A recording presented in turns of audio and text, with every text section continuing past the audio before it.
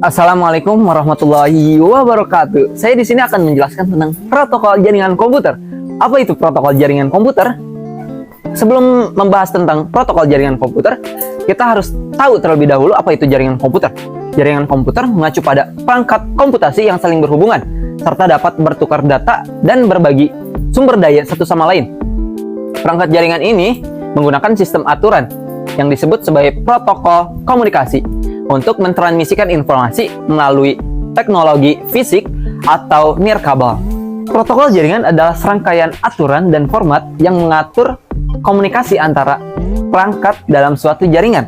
Protokol jaringan tidak hanya terbatas pada komputer, tetapi juga digunakan dalam teknologi lainnya seperti smartphone, printer, router, dan lain-lainnya.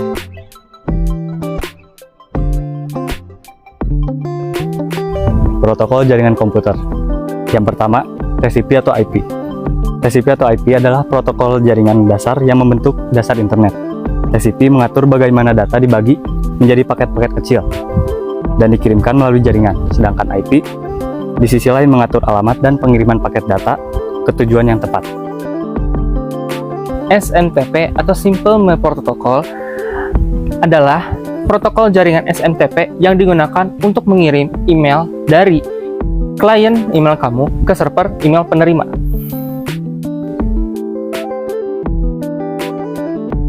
Yang kedua ada HTTP. Protokol HTTP digunakan untuk mentransfer halaman web dari server ke browser kamu. Saat kamu mengakses situs web, permintaan kamu dan respon dari server dikelola melalui HTTP. Yang berikutnya ada DNS atau Domain Name System. DNS menerjemahkan alamat domain menjadi alamat IP yang dapat dibaca oleh perangkat. Lalu berikutnya ada DHCP atau Dynamic Host Configuration Protocol.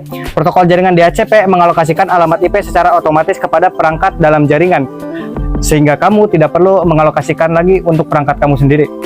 POP3 atau Post Office Protocol 3 dan IMAP Internet Message Access Protocol. POP3 berguna untuk mengunduh pesan ke perangkatmu, sementara untuk IMAP memungkinkanmu untuk mengakses pesan secara langsung dari server. HTTPS adalah versi aman dari HTTP dengan menggunakan enkripsi SSL atau TLS.